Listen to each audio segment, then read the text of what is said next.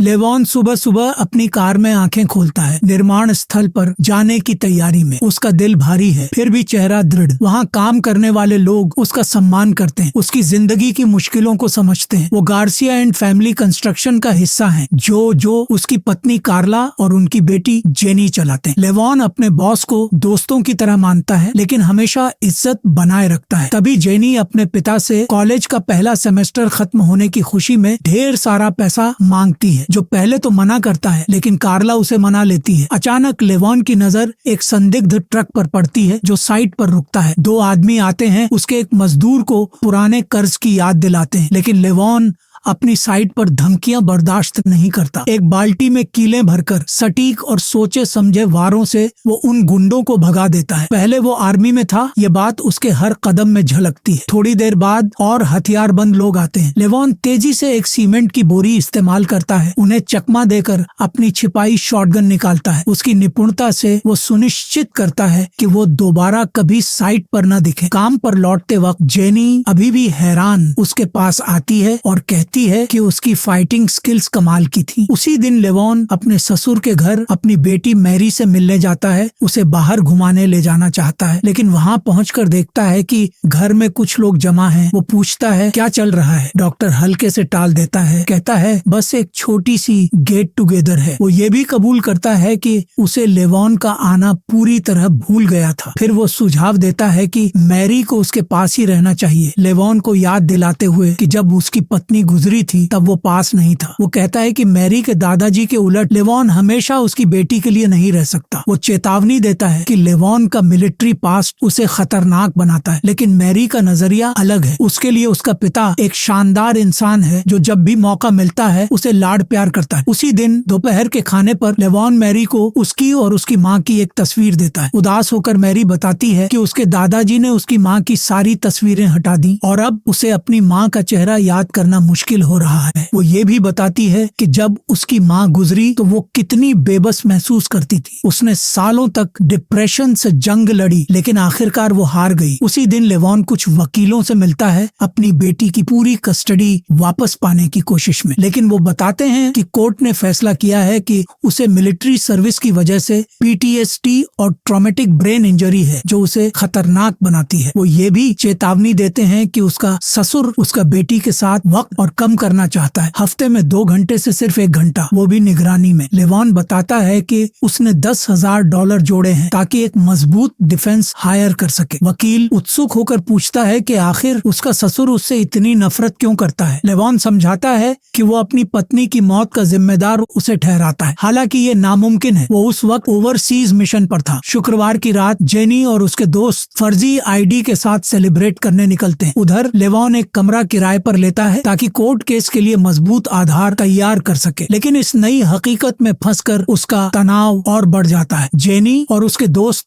मजे कर रहे हैं, बेखबर कि एक जोड़ा उनकी नजर रखे हुए है। कोई उनकी हर हरकत पर नजर रख रहा है। जब वो एक बार में पहुंचते हैं, जेनी की मुलाकात जॉनी से होती है जो उससे फ्लर्ट करने की कोशिश करता है, लेकिन जल्दी ही साफ हो जाता है कि जॉनी का उस रहस्यमयी जोड़े से कनेक्शन है। जब जेनी की एक दोस्त को उल्टी होने लगती है, जेनी उसे बाथरूम ले जाती है। दोस्त जब ठीक हो जाती है तो अपने बिगड़े मेकअप को लेकर पैनिक करती है। जेनी उसे फ्रेश होने देती है और वापस दोस्तों के पास लौटती है, लेकिन शिकारी पहले से उसका इंतजार कर रहे हैं। जैसे ही वो पास आती है, वो आदमी उसका मुंह दबाकर उसे पकड़ लेता है। जेनी पूरी ताकत से लड़ती है, लेकिन कुछ ही पलों में वो जोड़ा उसे किडनैप कर लेता है और कार में ठूंस देता है। सोमवार की सुबह जब लेवॉन काम पर पहुंचता है तो वो कई पुलिस और ऑफिसर्स को अपने बॉस के ऑफिस से निकलते देखा है। उसे ज्यादा इंतजार नहीं करना पड़ता। खबर भयानक है, जेनी शुक्रवार की रात गायब हो गई। शनिवार तक लोग चिंतित होने लगे और रविवार को जब वो एक जरूरी इवेंट में नहीं पहुंची तो साफ हो गया कि कुछ गलत हुआ है। बेताब कार्ला लेवॉन को बताती है कि पुलिस किसी रैंडम गायब लड़की के लिए कुछ नहीं करेगी। पहले तो लेवॉन ऑफर करता है कि वो उनके बिजनेस का ध्यान रखेगा ताकि वो जा सकें। लेकिन जल्दी ही उसे एहसास होता है कि वो उसे किसी और वजह से बुला रहे हैं। वो उसके पास्ट के बारे में जानते हैं, उसकी स्किल्स के बारे में, और वो उसे जेनी को ढूंढने के लिए $70,000 तक देने को तैयार हैं। लेकिन लेवॉन, जिसका दिल भारी है, मना कर देता है। वो उस जिंदगी को पीछे छोड़ चुका है। उसे नहीं लगता कि वो उनकी मदद कर सकता है। बाद में लेवॉन अपने दोस्त गनी के घर कुछ मीट लेकर जाता है, तभी एक तीर उसे चूकते हुए निकलता है। हैरानी के बावजूद वो इसे हल्के में लेता है। जैसे जैसे शाम ढलती है, वो उस गिल्ट को नहीं झटक पाता कि वो अपने दोस्त की आंखें नहीं बचा सका। ये उसे हर दिन खाए जा रहा है। लेकिन गनी उसे याद दिलाता है कि उसकी वजह से ही वो आज जिंदा है। गनी को जल्दी ही भांप जाता है कि कुछ गलत है। वो लेवॉन को जेनी के बारे में बात करने के लिए उकसाता है। जब उसे पता चलता कि जेनी हमेशा लेवॉन के साथ थी, हर हाल में उसका साथ देती थी, तो उसे एहसास होता है कि लेवॉन ने मन बना लिया है। वो जेनी को ढूंढने जा रहा है। गनी उसे कहता है कि पूरी ताकत झोंक दे। लेवॉन गार्सिया के घर पहुंचता है, जहां पूरा परिवार जमा है। वो कार्ला को एक तरफ ले जाता है और जो के बारे में पूछता है। कार्ला बताती है कि वो अपनी गायब बेटी के कमरे में है, पूरी तरह टूट चुका जेनी का पुराना पियानो वीडियो देखते हुए बेकाबू होकर रो रहा है, जो बताता है कि जेनी ने म्यूजिक स्कॉलरशिप ठुकरा दी थी क्योंकि वो बिजनेस पढ़ना चाहती थी। अपने माता पिता की तरह एक शानदार उद्यमी बनना चाहती थी। अपने बॉस को इतना टूटा देख लेवॉन उसे याद दिलाता है कि उसकी पत्नी के गुजरने के बाद बहुत से लोग उसकी जिंदगी से गायब हो गए, लेकिन गार्सिया परिवार नहीं। वो हर मुश्किल में उसके साथ खड़ा रहा। वो उन्हें परिवार मानता है और सोचने के बाद वो वादा करता है वो जेनी को घर वापस लाएगा। शहर जेनी की तस्वीरों वाले फ्लायर से पटा पड़ा है। लेवॉन उसकी तलाश में हर सुराग के पीछे भागता है। उसका पहला पड़ाव वो बार है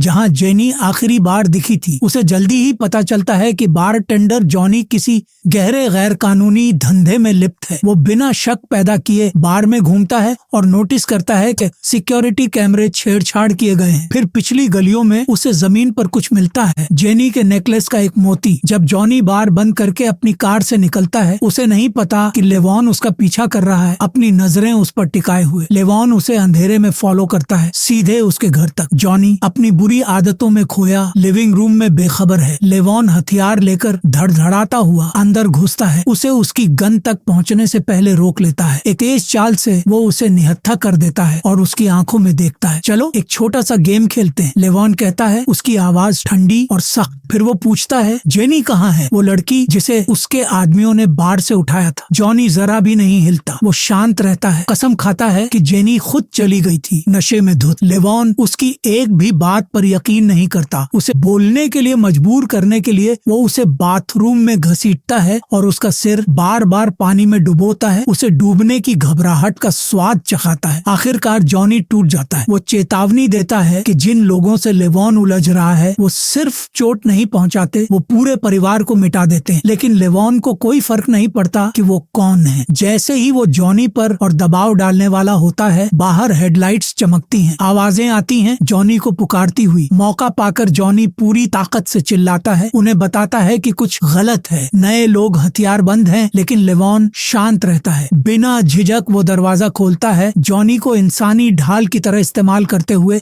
हर गोली जो उसके लिए थी उसे झेल लेता है। अफरा तफरी में लेवॉन उन घुसपैठियों को ढेर कर देता है और जैसे ही उसे उनके टैटू दिखते हैं, सब कुछ साफ हो जाता है। वो रशियन मॉब से पाला पड़ गया है। जाने से पहले वो हर ढेर सारा कैश उठा लेता है जो उसे मिलता है, लेकिन वो ज्यादा दूर नहीं जाता। उसे पता है कि जॉनी का बॉस जल्दी ही वहाँ पहुँचेगा। जब वोलो और उसके आदमी आते हैं, वो समझने की कोशिश करते हैं कि क्या हुआ। एक आदमी सुझाव देता है कि ये बस एक गलत फहमी थी जो बेकाबू हो गई, लेकिन वोलो हमेशा की तरह अधीर यकीन करता है कि ये डकैती थी, खासकर जब उसे पता चलता है कि उसका पैसा गायब है। वो सोचते हैं कि कोई इतना बेवकूफ नहीं होगा जो उनसे चोरी करे, लेकिन वोलो को कुछ परेशान करने वाला नजर आता है। हमले में इस्तेमाल हथियार गायब है, जो उसकी बात को और पक्का करता है। इस बीच सुरक्षित दूरी से लेवॉन देखता है कि एक प्रोफेशनल क्लीनअप क्रू आता है, हर निशान मिटाते हुए। वो जल्दी से कंपनी का नंबर नोट करता है, तभी उसका फोन बजता है। ये मैरी है जो बस हाय कहने के लिए कॉल करती है, लेकिन शांत आवाज में वो उसे बताता है कि वो काम में बिजी है। जब रशियन चले जाते हैं, लेवॉन उनका पीछा करता है, उम्मीद में कि वो उसे जेनी तक ले जाएंगे। अपराधी एक विशाल मेंशन पर रुकते हैं, अपने गायब पैसे में इतने खोए कि उन्हें नहीं पता कि कोई उनकी निगरानी कर रहा है। पूर्व सैनिक हर हलचल पर नजर रखता है। वो देखता है कि वो लोग तनाव से परेशान अपनी पत्नी पर हाथ हाथ उठाता है। कुछ देर बाद वो गुस्से में बाहर निकलती है और लेवॉन को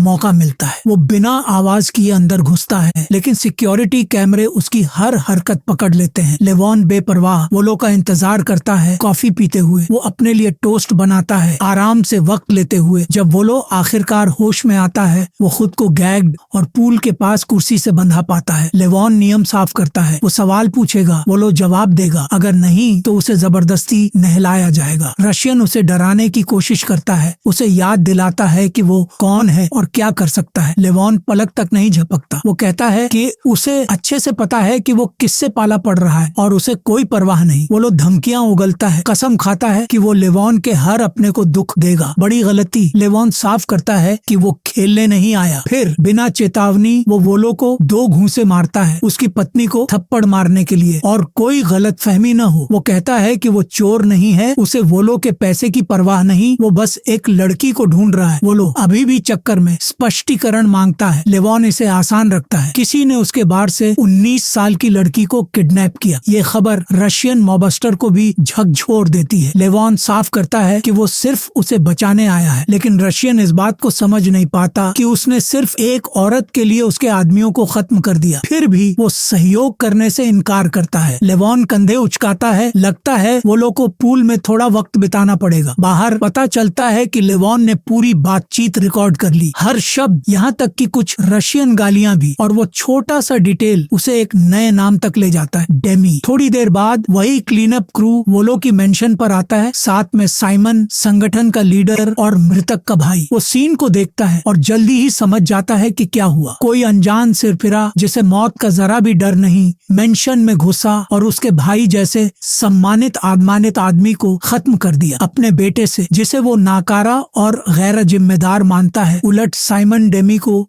अपने पिता की विरासत को दागदार करने वाला समझता है। वो अपने आदमियों को डेमी को ढूंढने और अपने पास लाने का ऑर्डर देता है। इस बीच जेनी अभी जिंदा है, अपने अपहरणकर्ताओं से छूटने की गुहार लगा रही है, लेकिन वो तंग आ चुके हैं। गुस्से में वो उसे चुप कराते हैं, साफ करते हैं कि वो टस से मस नहीं होंगे। अगली सुबह हमेशा एक कदम आगे, लेवॉन अपने एक दोस्त से यूएस डिपार्टमेंट ऑफ जस्टिस में कांटेक्ट करता है। उसे डेमी पर लीड चाहिए, जिसके हाई रैंकिंग मिलिट्री और ऑफिशियल्स से ताल्लुकात हैं। उसका दोस्त उसे एक एड्रेस देता है, एक अंडरग्राउंड बार जो गैर कानूनी रशियन इंपोर्ट्स में डील करता है। उसी रात लेवॉन वहां पहुंचता है, जहां सिक्योरिटी कैमरे भरे पड़े हैं। वो उसे और उसकी जेब में रखी गन को जल्दी ही पकड़ लेते हैं। जैसे ही वो उसे बाहर फेंकने वाले होते हैं, वो ढेर सारा कैश दिखाता है, जो उसे क्लब के एक्सक्लूसिव एरिया में टिकट दिलाता है। वहाँ वो आखिरकार डच से आमने सामने होता है। कूल बनते हुए लेवॉन दिखावा करता है कि वो कुछ मैजिक डस्ट खरीदना चाहता है, लेकिन डच के आदमी बेवकूफ नहीं है। उन्हें शक होने लगता है कि वो कॉप है। वो उसे जेबें खाली करने को कहते हैं, लेकिन लेवॉन टस से मस नहीं होता। वो लोग उस पर हाथ डालने की कोशिश करते हैं। बड़ी गलती। लेवॉन तेजी से, बेरहमी से, बिना रुके वार करता है। फाइट हिंसा का तमाशा बन जाती है। उसकी स्पीड, उसकी ताकत, हर मूव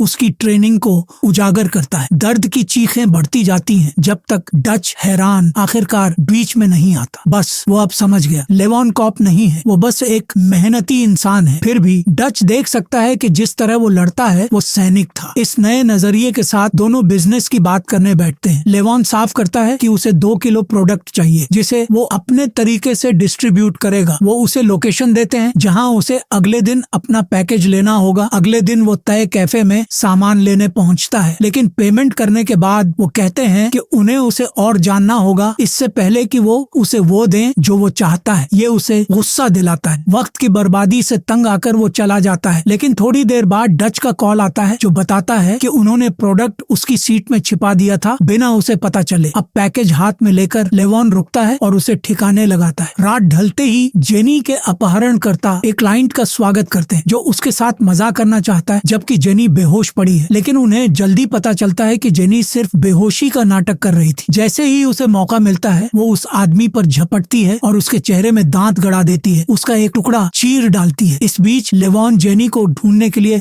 इंटेल जुटाता रहता है। तभी डच का कॉल आता है। ऊपरी तौर पर वो बस चेक कर रहा है कि प्रोडक्ट उसकी उम्मीदों पर खरा उतरा या नहीं, लेकिन असल में वो उसे कुछ प्रभावशाली लोगों के साथ एक एक्सक्लूसिव मीटिंग में बुला रहा है। ये इवेंट उसे उसके लक्ष्य के और करीब ले जाएगा, क्योंकि वो धीरे धीरे ट्रैफिकर्स का भरोसा जीत रहा है। लेवॉन एक सूट खरीदता है और उस वेन्यू पर पहुंचता है बिना हथियार। वो डच से मिलता है जो पहले से कुछ लोगों के साथ बैठा है। वो इतना कैश दिखाता है कि साफ हो जाए कि वो सीरियस है। वो नेगोशिएशन तेज करने की कोशिश करता है, लेकिन जैसे ही डेमी आगे आता है, लेवॉन का पूरा रवैया बदल जाता है। वो अब उस आदमी के सामने है जो जेनी के किडनैपिंग के पीछे है। फिर भी उसे पता है कि उसे शांत रहना होगा। वो एक फर्जी पहचान के साथ अपना परिचय देता है जिसे एक लाइसेंस सपोर्ट करता है। वो बिना वक्त गंवाए उसकी जांच करते हैं। डेमी चेतावनी देता है कि उन्होंने पहले से उस पर होमवर्क कर लिया है। उन्हें ये भी पता है कि उसने हाल ही में एक कार किराए पर ली है। सवालों के साथ जो जिज्ञासा और धमकी के बीच झूलते हैं। वो देखता है कि लेवॉन सचमुच नेगोशिएट करने आया है या सिर्फ मुसीबत खड़ी करने। लेकिन उसे तौलने के बाद ये समझते हुए कि वो एक सीरियस आदमी से पाला पड़ गया है, डेमी थोड़ा ढीला पड़ता है और उसे बिजनेस बढ़ाने का मौका भी ऑफर करता है अगर वो इच्छुक हो। मीटिंग खत्म होने के बाद लेवॉन घर लौटता है और उस पैकेज को ठिकाने लगाता है जो उसने लिया था। अपनी इन्वेस्टिगेशन जारी रखते हुए वो जेनी की कुछ तस्वीरें देखता है और नोटिस करता है कि एक आदमी बार बार दिख रहा है जो उसकी तस्वीरें ले रहा था। थोड़ी देर बाद वो जॉनी का फोन चेक करता है और कुछ बातचीत पाता है जो वाइपर मुख्य किडनैपर के ठिकाने का खुलासा कर रही है। रात होने तक वो बार में वापस है उस आदमी को ढूंढते हुए, लेकिन छाया में रहने की कोशिश के बावजूद उसकी मौजूदगी नजरअंदाज नहीं होती। जल्दी ही रशियन माफिया उसे खत्म करने के लिए आ धमकता है। वो एक मोटरसाइकिल चुराकर भाग निकलता है। पीछा तेज होता जाता है क्योंकि मॉबस्टर बेरहमी से फायरिंग शुरू कर देते हैं। उसी रास्ते से गुजरते हुए अचानक वो खुद को घिरा पाता है और उसकी बाइक आखिरकार एक पुलिस क्रूजर से टकराकर रुक जाती है। लेकिन उसे जल्दी पता चलता है कि वो भ्रष्ट पुलिस वाले हैं जो माफिया के लिए काम करते हैं। इससे पहले कि वो कुछ कर पाए, ऑफिसर्स उसे पकड़ लेते हैं। उसे वैन में डालने के लिए काफी देर तक पिन करते हैं। वो लोग के आदमी बिना दया के उससे डेमी के बारे में पूछताछ शुरू करते हैं। साफ करते हैं कि वो डेमी से नफरत करते हैं। वो लोग उनका अंकल था। बिना जरा भी रहम के वो उसे क्रूर यातना देते हैं। ये तय करने की कोशिश करते हैं कि उसका क्या करना है, लेकिन लेवॉन को एक मौका मिलता है। वो हमला बोल देता है, आजादी के लिए बेताब। अफरा तफरी में गोलियां चलती हैं, वैन को कंट्रोल करना मुश्किल हो जाता है और अंदर की फाइट और हिंसक हो जाती है। उसे हर हाल में खत्म करने के लिए बेताब रशियन उस पर पूरी ताकत से टूट पड़ते हैं, लेकिन अपनी लापरवाही में वो ड्राइवर को गंभीर रूप से जख्मी कर देते हैं, जिससे वैन नदी के किनारे की ओर अनियंत्रित हो जाती है। लेवॉन बिना वक्त गंवाए बाकी मॉबस्टरों को खत्म कर देता है और सबूत मिटाने के लिए वैन को पानी में डुबो देता है। इस बीच साइमन अपने बेटों की मौत पर गमगीन है। अपने वंश के अंत पर शोक मना रहा है। गुस्से में डूबा वो एक वॉर काउंसिल बुलाता है। दूसरी तरफ आर्टेमिस और वाइपर डेमी से मिलते हैं जो जेनी के बेकाबू बर्ताव के लिए उन्हें डांटता है। जिस क्लाइंट पर उसने हमला किया उसे चेहरा जोड़ने के लिए 36 टांके लगे। गुस्से में रशियन सवाल करता है कि क्या उन्हें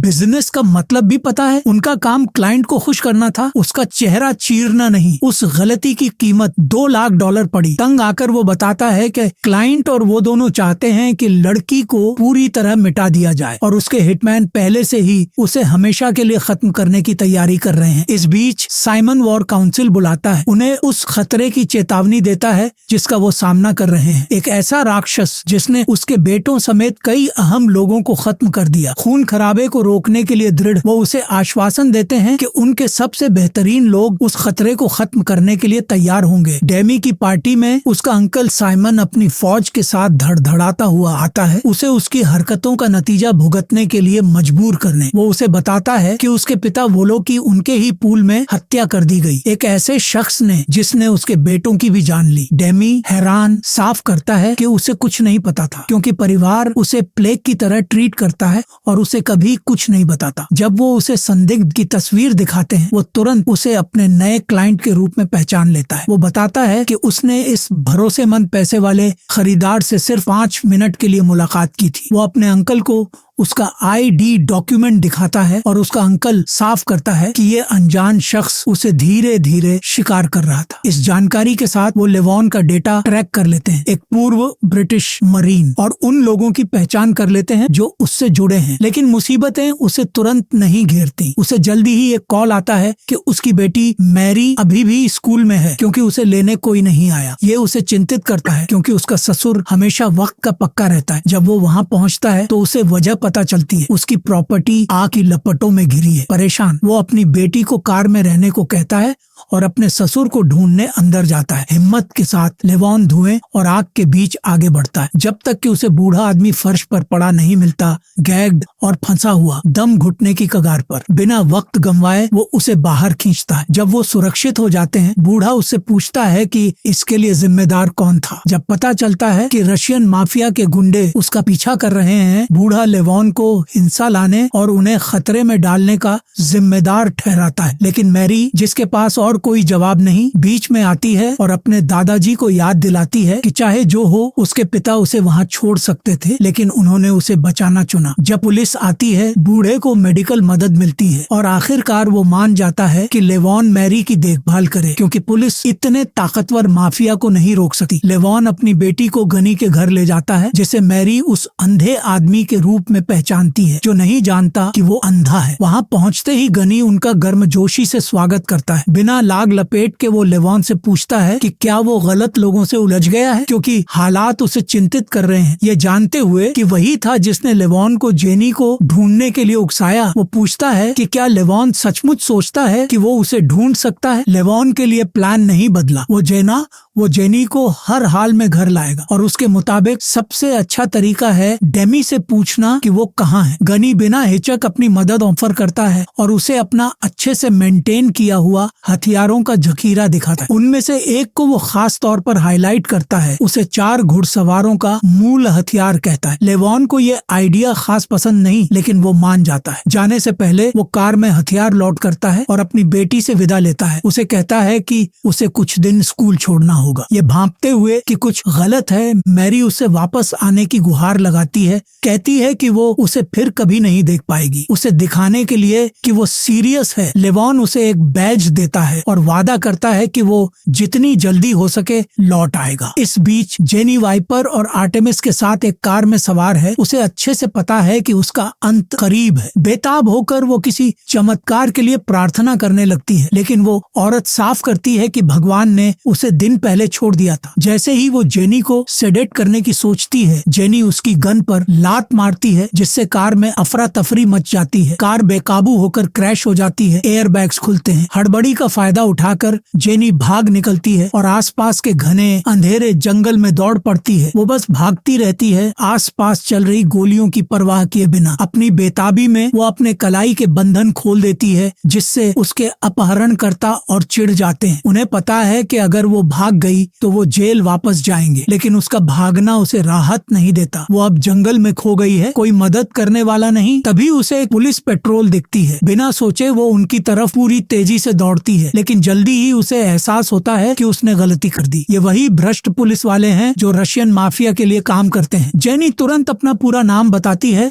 और कहती है कि उसे कुछ दिन पहले किडनैप किया गया था। ऑफिसर्स उसे आश्वासन देते हैं कि वो उसे घर पहुंचाएंगे, लेकिन जैसे ही वो पेट्रोल कार में बैठती है, उसे पता चलता है कि वो गलत रास्ते पर जा रहे हैं। उसे घर ले जाने की बजाय वो उसे जंगल के बीच एक घर में ले जाते हैं जहां उसे फिर से कैद कर दिया जाएगा। ऑफिसर्स माफी मांगते हैं कि उन्हें ऐसा करना पड़ा क्योंकि आर्टेमिस और वाइपर उसका इंतजार कर रहे हैं। वो फैसला करते हैं कि इस डरावने सपने को हमेशा के लिए खत्म करने के लिए उसे अभी खत्म कर देना चाहिए। लेकिन तभी उन्हें एक कॉल आता है। ये वही क्लाइंट है जिस पर जेनी ने हमला किया था। वो ये सुनिश्चित करना चाहता है कि जेनी अभी जिंदा है। वो उसके साथ एक और रात बिताने में बेहद इच्छुक है और मांग करता है कि उसे वैसी ही सौंप दिया जाए जैसी वो है, बदले में $1 मिलियन की पेशकश करता है। इस बीच लेवॉन लेवॉन डेमी से मिलने पहुंचता है, जो डर और दबाव से घुट रहा है। उसे लगता है कि वो किसी जानवर की तरह शिकार किया जा रहा है, एक ब्रिटिश राक्षस के हाथों। बेताब होकर वो अपनी सारी दौलत एक बैग में ठूंस कर भागने की कोशिश करता है, बेखबर कि खतरा पहले से करीब आ चुका है। लेवॉन डेमी तक पहुंचने के लिए दृढ़ प्रॉपर्टी की सिक्योरिटी को व्यवस्थित रूप से कम करना शुरू करता है। उसे इस बात की परवाह नहीं कि वो कितनी जिंदगियां लेता है या उसके हमले कितने क्रूर हैं। उसकी मौजूदगी हर कदम पर महसूस होती है, क्योंकि वो एक विस्फोटक डिवाइस फोड़ता है अपनी मिशन को पूरा करने के लिए, लेकिन ये उसे धीमा नहीं करता। एक एक करके वो रशियन के हर गार्ड और गुर्गे को खत्म करता है, बिना रहम के रास्ता बनाता हुआ। आखिरकार जब वो खुद को घिरा पाता है, वो अपने साथी को डिस्ट्रैक्शन के तौर पर इस्तेमाल करता है ताकि उसका भागना आसान हो। लेकिन लेवॉन को बातचीत में कोई दिलचस्पी नहीं। बिना हिचक वो लड़की को कहता है कि जो पैसा चाहे ले ले और गायब हो जाए। फिर वो डेमी की तरफ मुड़ता है और मांग करता है कि वो उसे बताए कि जेनी कहाँ है। पहले तो डेमी नाटक करता है कि उसे नहीं पता, लेकिन आखिरकार वो उसे जेनी तक ले जाने की पेशकश करता है, बदले में अपनी जान की भीख मांगता है। सौदा तय हो जाता है। रास्ते में डेमी उसके मोटिव्स पर सवाल उठाता है, पूछता है कि वो किसी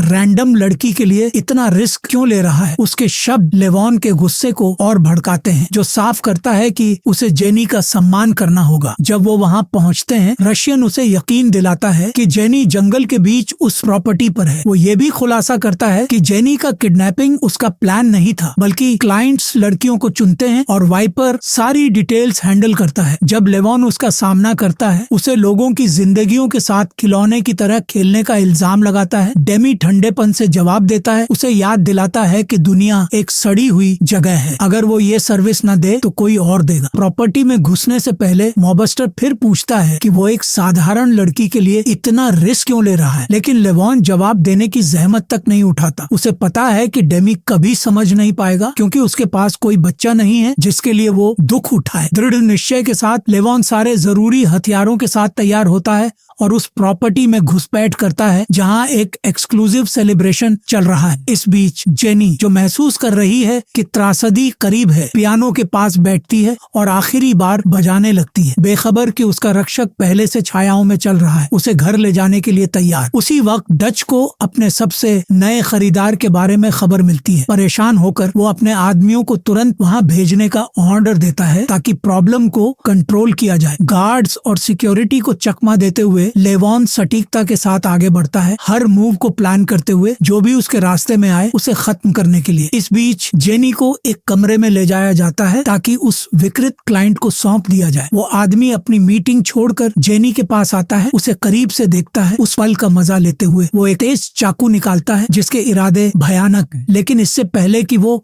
उसे चोट पहुंचाए, एक धमाका पूरी प्रॉपर्टी को हिलाकर रख देता है। धुएं और अफरा तफरी के बीच लेवॉन दिखता है, जो भी उसके और जेनी के बीच आए उसे खत्म करता हुआ। वो किसी को खड़ा नहीं छोड़ता, लेकिन डच के आदमियों का आना चीजों को और जटिल कर देता है, क्योंकि उन्हें लेवॉन को खत्म करने के लिए भेजा गया है। लेकिन चाहे कितने भी लोग उसे रोकने की कोशिश करें, लेवॉन अडिग है। आखिरकार डच खुद उसका सामना करने आता है। बाकियों के उलट वो एक काबिल दुश्मन है जिसकी स्किल्स और काबिलियत किसी सैनिक से कम नहीं। वो भी कभी आर्मी में था। उसे खत्म करने से पहले लेवॉन साफ करता है कि उसकी लड़ाई कभी उसके खिलाफ नहीं थी। एक पल के लिए उसे उस अनावश्यक हिंसा का अफसोस भी होता है। जब उसे जेनी की एक चीख सुनाई देती है, वो तुरंत उस तक पहुंचने के लिए बढ़ता है। कुछ ही चालों में वो वाइपर की जिंदगी खत्म कर देता है, जबकि जेनी अपनी टांगों से आर्टेमिस को काबू करने की पूरी कोशिश करती है। आजाद होने के बाद लेवॉन उसे लेकर भागने की कोशिश करता है, लेकिन साइमन के आदमियों द्वारा पकड़ लिया जाता है। उन्हें नहीं पता कि वहाँ माफिया के लिए काम करने वाले पुलिस ऑफिसर्स भी हैं। वो फैसला करते हैं कि लेवॉन को हर हाल में खत्म कर देना है। वो अपनी मैगजीन खाली कर देते हैं, लेकिन लेवॉन आसानी से उन्हें खत्म कर देता है, जिससे वो भाग निकलते हैं। अपनी पोजीशन से साइमन देखता है कि वो मोटरसाइकिल पर सवार होकर चले गए। अब और कुछ न कर पाने की हालत में वो वॉर काउंसिल के सदस्यों को सूचित करता है कि वो